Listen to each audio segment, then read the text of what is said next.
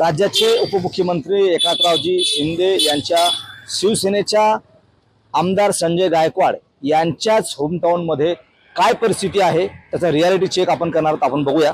मी सध्या बुलढाणा मतदारसंघातील म्हणजे आमदार संजय गायकवाड यांच्याच होमटाऊनमध्ये या ठिकाणी उभा आहे. बाजूलाच 50 फुटावरती नगरपालिका आहे आणि नगरपालिकेच्या 50 फुटाच्या अंतरावरची ही जी परिस्थिती आपण जर पाहिली, मी कॅमेरामॅनला दाखवेल की ही जी परिस्थिती पाहिली तर काय नेमकं सांगून जाते हे तुम्हाला सांगण्याची गरज नाही.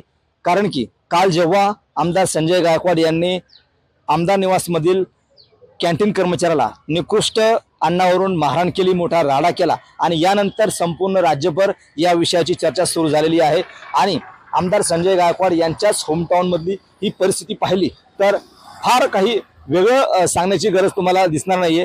ठिकठिकाणी कचऱ्याचे ढिगार पडलेले आहेत. संपूर्ण बुलढाणा शहरामधली परिस्थिती पाहिली तर अनेक ठिकाणी नाल्या सुद्धा भरलेल्या आहेत. अनेक ठिकाणी वास येतोय नागरिकांना, नागरिकांचं आरोग्य धोक्यात आल्याचं आपल्याला या ठिकाणी दिसतंय आणि ही जी परिस्थिती आहे ठिकठिकाणी कचऱ्याचे ढिगार साचल्यामुळे दुर्गंधी पसरलेली आहे. अनेक ठिकाणी मोकाट जनावरं सुद्धा फिरताना दिसतात. रस्त्यावरती घाण साचलेली आहे. याच बाजूला नागरी वस्ती आहे त्यांचं सुद्धा आरोग्य या ठिकाणी धोक्यात आलंय. आणि दुसरीकडे जर पाहिलं तर 50 फुटावरती बुलढाणा नगरपालिका आहे. दरवर्षी स्वच्छतेचं म्हणजे शहर स्वच्छतेचं कोट्यवधी रुपयांचं टेंडर या ठिकाणी दिलं जातंय, मात्र शहराची स्वच्छता होत नाहीये अशी परिस्थिती या ठिकाणी दिसते. त्यामुळं आमदार साहेब जरा आपल्या होमटाऊन मध्ये सुद्धा या ठिकाणी लक्ष द्या अशी म्हणायची वेळ या ठिकाणी आली. कारण की तुम्ही काल जेव्हा राडा केला, निकृष्ट अन्नाच्या दर्जावरून राडा केला आणि त्यानंतर तुमच्या मतदारसंघाची परिस्थिती काय आहे हे सुद्धा तुम्ही याकडे लक्ष द्या अशीच म्हणायची वेळ नागरिकावरती आलेली. कारण की त्यांचं आरोग्य सुद्धा या ठिकाणी धोक्यात आल्याचं आपल्याला दिसतंय.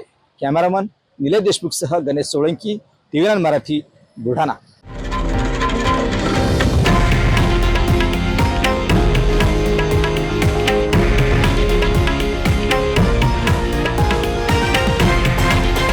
हे आहे देशातील नंबर 1 न्यूज नेटवर्क आणि आपण पाहत आहात TV9 मराठी, एकमेव.